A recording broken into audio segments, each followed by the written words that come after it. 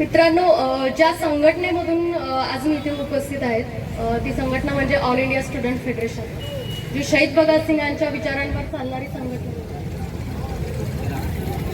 मित्रांनो, सिर्फ हंगामा खड़ा करना हमारा मकसद नहीं, सिर्फ हंगामा खड़ा करना हमारा मकसद नहीं, हमारी कोशिश ये है कि ये सूरत बदलनी चाहिए।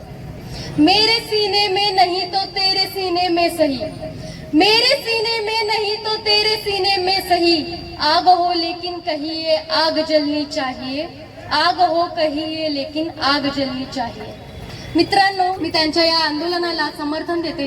त्यासोबतच ज्या संघटना जंतर मंतरवर आज तिथे सोनम वांगचुक यांच्यासोबत आंदोलनाला बसलेल्या आहेत, आज जेव्हा या देशामध्ये पेपर लीक यांसारखे प्रकार घडत आहे, तेव्हा जेव्हा विद्यार्थी रस्त्यावर उतरतात तेव्हा मात्र या देशाची सरकार त्यांना देशद्रोही म्हणते। मला सांगा, जर आपण आपल्या हक्कांसाठी, आपल्या न्यायासाठी जेव्हा रस्त्यावर उतरतो तेव्हा आपण खरंच देशद्रोही आहोत का?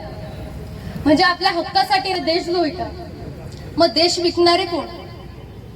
देश विकणारे हे खरे देशप्रेमी का, की जे रस्त्यावर उतरून इथल्या जनतेसाठी आवाज उठवतात ते देशप्रेमी? मित्रांनो, आज इथली सरकार म्हणतात, आपले 56 इंच सीना सांगणारे आपले मोदी विदेश दौरा करतात तेव्हा सांगतात की भारत हा होणारा देश आहे, भारत हा महासत्ता होणारा देश आहे। आपली आर्थिक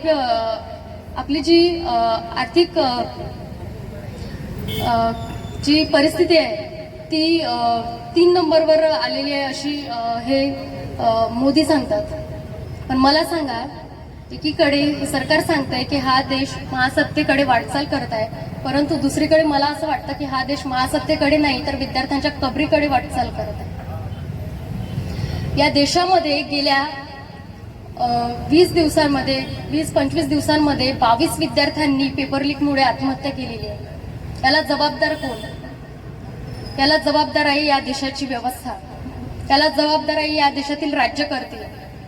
गेल्या 20 दिवसापासून इथे विद्यार्थी आवाज उठवत आहेत की या देशातील शिक्षण मंत्र्यांचा राजीनामा घ्यावा, तरी सुद्धा या देशातील राज्यकर्ते या विद्यार्थ्यांकडे पाहत सुद्धा नाहीये।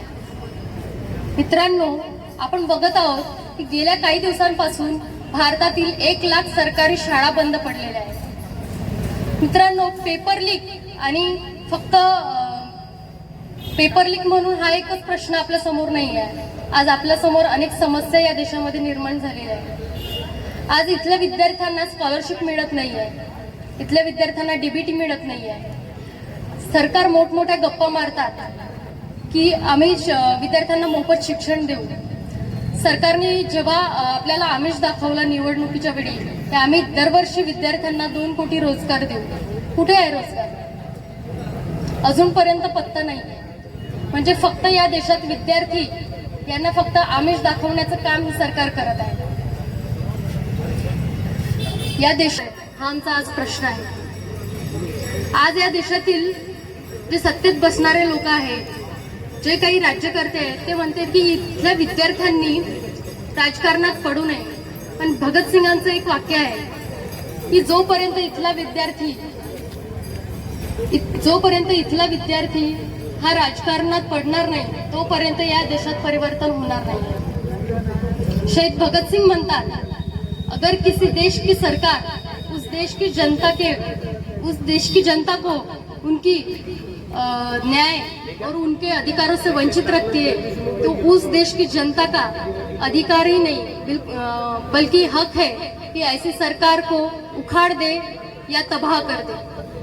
मित्रांनो, आज या ठिकाणी मी आपल्या सर्वांना आवाहन सुद्धा करेल की ज्या प्रकारे आज आपण इथे उपस्थित झाला आहात, या आंदोलनाला समर्थन दिलंय, याच प्रकारे आंदोलन जे जंतर मंतर इथे चालू आहे तिथे सुद्धा मी आपल्याला आवाहन करेल की 20 जुलै रोजी ते संसद मार्च निघणार आहे, तर त्यामध्ये सुद्धा आपण जास्तीत जास्त संख्येने सहभागी व्हा।